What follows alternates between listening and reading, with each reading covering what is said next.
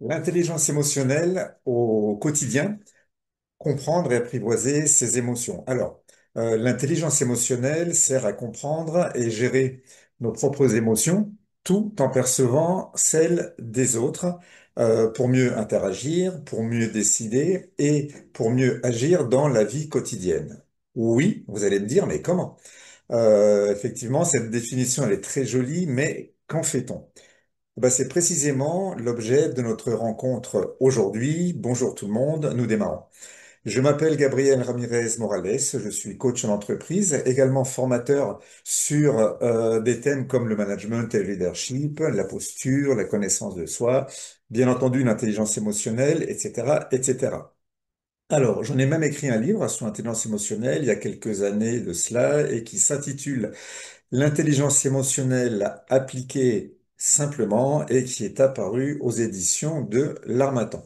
Alors, petit, vous, moi, tout le monde, on nous a appris à lire, on nous a appris à écrire, à compter, mais jamais à décoder ce que l'on ressent vraiment. Par exemple, en ce moment précis, savez-vous dire en un mot ce que vous ressentez? Est-ce que vous ressentez de la joie? Est-ce que vous ressentez de la colère, de l'enthousiasme, de la gratitude, etc., etc. En fait, nous avons quatre émotions de base que sont la peur, la joie, la colère et la tristesse. Et toutes les autres émotions, elles peuvent être considérées comme des variations ou des combinaisons de ces quatre émotions fondamentales. Alors, l'objectif de ces quelques minutes aujourd'hui, de ce webinaire, est de vous donner des clés simples et concrètes pour mieux gérer vos émotions, les comprendre, améliorer vos relations et prendre des décisions plus sereines et ce, que ce soit autant dans votre vie professionnelle que dans votre vie privée, à la maison, en loisir, etc., etc. Donc vous avez sûrement déjà toutes et tous vécu, vous savez, ce moment où une remarque, un silence, un regard vous fait réagir, parfois de manière disproportionnée. Alors nous subissons nos émotions sans toujours comprendre ce qui se passe. Imaginez, vous recevez un email critique, votre cœur s'emballe, vous sentez la colère monter. À ce moment-là, que faites-vous? Est-ce que vous répondez impulsivement ou bien prenez-vous un moment pour comprendre ce que vous ressentez vraiment? Alors, je vais vous donner ma technique car cela m'arrive parfois. Donc, dans ce cas, qu'est-ce que je fais? Effectivement, je vais me jeter sur mon clavier et je vais rédiger une réponse immédiate. Mais surtout, je ne l'envoie pas.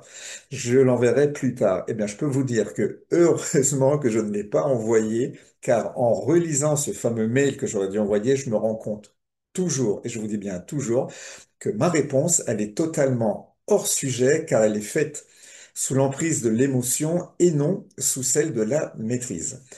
Alors concrètement, comment développer son intelligence émotionnelle au quotidien? Comment passer de la théorie à la pratique dans la vie réelle quand les émotions surgissent au travail, par exemple, à la maison ou dans vos relations avec vos proches? Je vous propose dans ces 15 minutes 5 étapes. La première va être identifier ses émotions, donc comprendre le message de chaque émotion. Ensuite, réguler et canaliser l'émotion. L'intelligence émotionnelle dans la relation. Et enfin, nous ferons une synthèse avant de conclure. Donc, identifier ses émotions, il faut les nommer pour les comprendre. Tout commence par ce qui s'appelle la conscience émotionnelle. On ne peut pas gérer une émotion que l'on ne reconnaît pas. Souvent on dit, il ou elle m'énerve, elle me stresse, cette situation m'agace. Mais en réalité, si on regarde bien, ce que l'on ressent n'est pas toujours de la colère. Assez souvent, c'est de la frustration, un désaccord, un sentiment d'injustice ou encore éventuellement de la peur. Nous réagissons souvent automatiquement sans même savoir ce que nous ressentons vraiment. Un peu, vous savez, comme si nous roulions en voiture, comme si nous conduisions, mais sans jamais regarder le tableau de bord.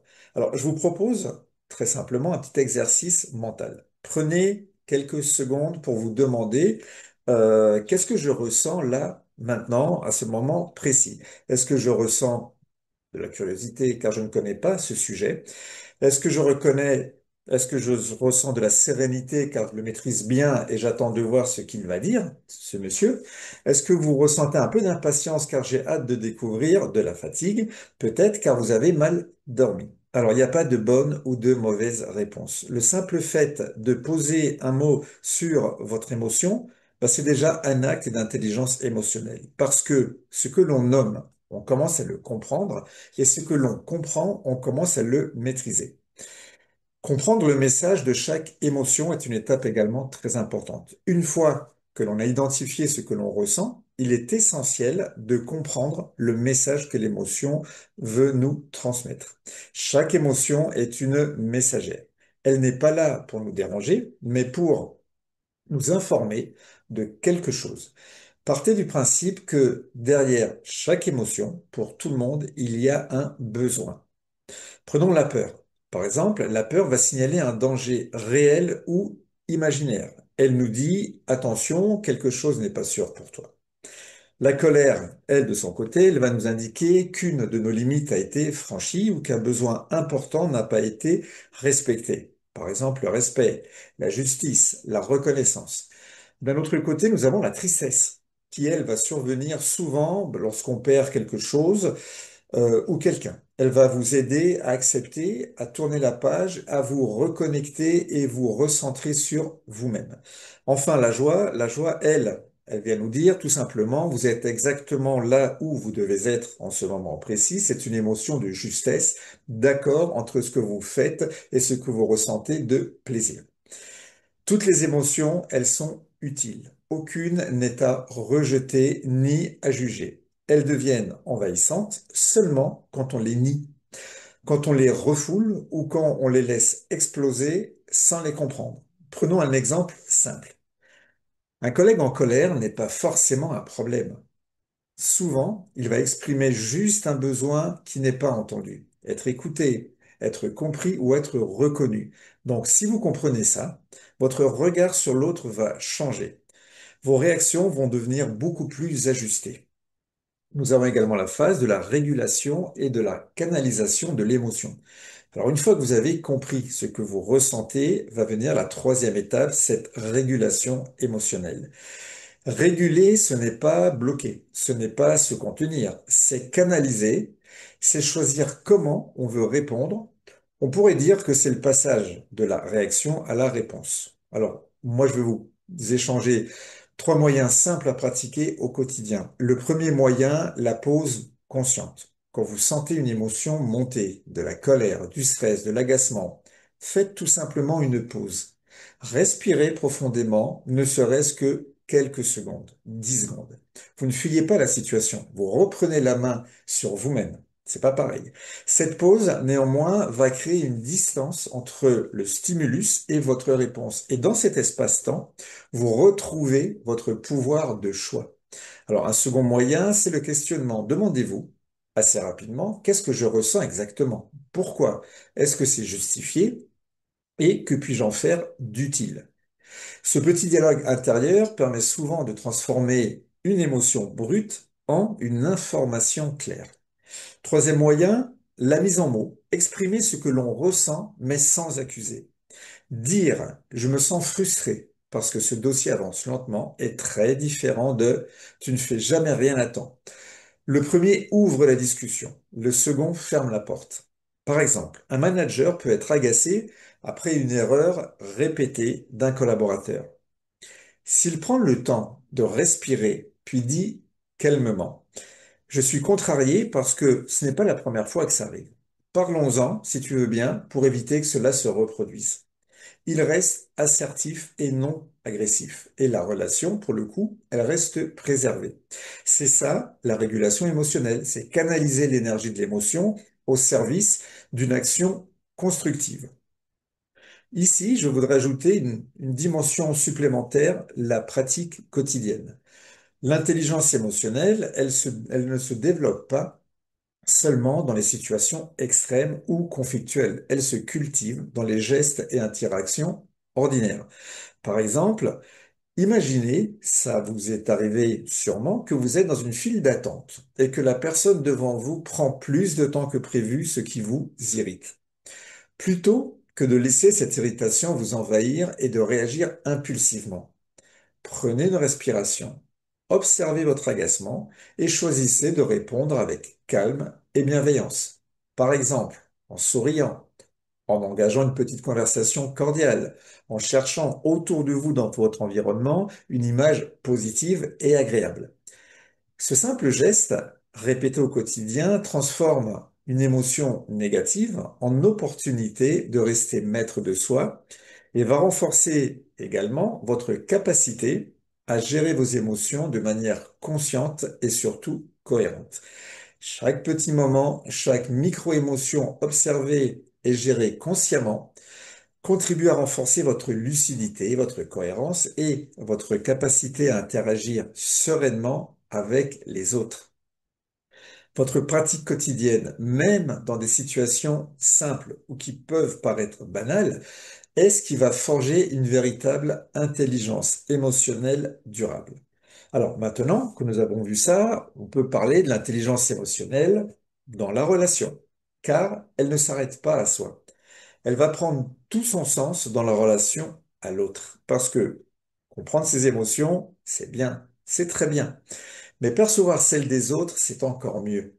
C'est là qu'interviennent deux compétences essentielles que vous devez développer, l'empathie et l'écoute émotionnelle. Donc l'empathie, c'est la capacité à comprendre ce que vit l'autre, mais sans forcément le ressentir soi-même. Dire, je vois que vous êtes stressé, n'est pas du tout la même chose que je suis stressé pour vous. Vous voyez? La première phrase reconnaît l'émotion de l'autre. La seconde la confond avec la vôtre. L'écoute émotionnelle, elle, consiste à accueillir sans vouloir tout de suite corriger. Quand quelqu'un exprime une colère ou une peur, nous avons assez souvent le réflexe de dire, allez, ça va, c'est pas si grave que ça non plus. Mais cette phrase nie l'émotion. Alors qu'un simple je comprends que ce soit difficile pour vous va créer un vrai lien. Ce n'est pas une technique du tout, c'est une attitude intérieure que vous devez avoir. Et dans le monde professionnel, cette attitude, elle va tout changer. Un manager qui écoute les émotions de son équipe crée un climat de confiance. Un collègue qui reconnaît la frustration d'un autre va désamorcer souvent un conflit ou un conflit latent. Alors, une astuce simple que j'invite souvent les managers à utiliser, surtout à la fin d'une réunion un peu tendue. Posez simplement cette question. Comment vous sentez-vous après cet échange? C'est une phrase courte, mais vous allez voir qu'elle est très puissante. Elle permet de libérer la parole, elle permet de clarifier les ressentis et d'éviter que les tensions ne s'installent. Alors, abordons également une notion importante, l'intelligence émotionnelle collective. Dans une équipe, dans une famille, même dans un couple, lorsque chacun apprend à écouter, à s'exprimer avec justesse et à accueillir l'émotion de l'autre, la coopération, elle devient naturelle. Les conflits ne disparaissent pas pour autant, mais ils deviennent constructifs parce qu'on en parle. On ne cherche plus à avoir raison, on cherche à se comprendre. Vous savez, c'est le fameux nous, N-O-U-S, que nous allons créer en couple, en collectivité, au travail. Alors, synthétisons. Si on reprend ce que nous venons de voir, il est utile, en un, d'identifier ce que vous ressentez. Mettez un mot sur chaque émotion. Comprenez le message qu'elle vous envoie.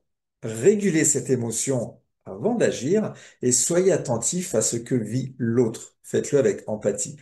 Alors, c'est une démarche en quatre temps, simple mais très puissante. Et c'est ça exactement l'intelligence émotionnelle. C'est transformer les émotions en alliés plutôt qu'en freins. Il faut les utiliser comme une boussole intérieure pour mieux se comprendre, pour mieux communiquer et surtout pour mieux décider. Donc, si nous devons conclure, l'intelligence émotionnelle, c'est comprendre ses émotions, c'est les réguler et c'est percevoir celles des autres. Nous l'avons vu, et ce, pour mieux interagir. Nos émotions sont des messagers, ce ne sont surtout pas des ennemis. L'intelligence émotionnelle, c'est pas un concept abstrait qui est réservé aux psychologues, aux psychiatres, aux psychanalystes. C'est tout simplement une façon de vivre et de se relier aux autres chaque jour, chaque heure et en permanence. Elle commence toujours par vous. Savoir ce que vous ressentez, reconnaître ce qui se passe en vous avant d'agir et même avant de parler. Et par la suite, elle s'étend aux autres, dans cette capacité à comprendre ce qu'ils vivent, mais sans forcément être d'accord. Mais par contre, en étant présent, attentif respectueux. Alors, tout doucement, on se rapproche quand même au terme de ces 15 minutes sur l'intelligence émotionnelle vécue et déployée au quotidien. J'aimerais surtout que vous repartiez avec une conviction. Nos émotions sont utiles. Elles ne sont ni bonnes ni mauvaises. Elles nous informent. Elles nous indiquent ce qui se passe à l'intérieur de nous, ce qui compte vraiment, ce qui mérite votre attention. La peur nous alerte d'un danger. La colère, elle, signale une injustice ou une limite franchie. Tristesse va vous relier à ce que vous avez perdu et va vous aider à tourner la page. Enfin, la joie, elle vous rappelle que vous êtes vivant, présent et en lien. L'intelligence émotionnelle, n'oubliez pas, c'est cette capacité à accueillir tous ces messages, mais sans se laisser submerger, également à transformer une réaction en compréhension. Ça va demander de la lucidité, de l'humilité, un peu de pratique au quotidien. Mais surtout, elle va prendre tout son sens dans la relation à l'autre parce que, et c'est très important, comprendre ses émotions, c'est bien. Mais savoir les exprimer avec justesse, c'est encore mieux. Et c'est là qu'intervient l'affirmation de soi. Savoir dire ce qu'on ressent, ce qu'on pense, ce dont on a besoin, tout en respectant les émotions et les besoins de l'autre. Il n'y a pas de domination, il n'y a pas de soumission. Juste de la clarté, du respect, de la cohérence. Imaginez, votre collègue prend souvent la parole à votre place en réunion ou, pire, vous coupe la parole. Si vous laissez faire, vous risquez de ressentir de la frustration et même, à terme, de la colère. Si vous réagissez vivement, là, vous risquez de créer un conflit. Néanmoins, si vous dites calmement, j'aimerais pouvoir aller au bout de mes idées avant que tu interviennes, ça m'aiderait à mieux exposer mon point de vue. Si vous agissez ainsi, par ce moyen, vous exprimez un besoin, être écouté, et surtout, vous n'accusez pas l'autre. Vous restez ainsi ferme, mais vous êtes également respectueux. N'oubliez pas que derrière chaque émotion, il y a un besoin. Donc, dès aujourd'hui, moi, je vous invite à pratiquer. Observez vos émotions. Essayez de mettre des mots dessus. Osez les exprimer. Vous allez voir, l'intelligence émotionnelle, c'est pas uniquement une compétence théorique. C'est une manière d'être qui va être plus alignée avec soi et plus en lien avec les autres. Pensez par exemple à un lac. Quand il y a du vent et que l'eau circule, tout va bien. Quand il n'y a plus de vent et que l'eau ne circule plus, eh ben, assez vite vont apparaître autour du lac des matières organiques, de la mousse, des bactéries. Il en est exactement de même avec nos émotions. Si nous ne les exprimons pas, si nous ne les comprenons pas, si nous ne les faisons pas circuler, ça va devenir très vite toxique pour vous. Je vous remercie d'avoir passé ces 15 minutes et même un peu plus avec moi. Je vous souhaite bien entendu le meilleur pour la suite et je vous dis à très très bientôt pour un nouveau webinaire. À bientôt. Bye bye. Ciao ciao.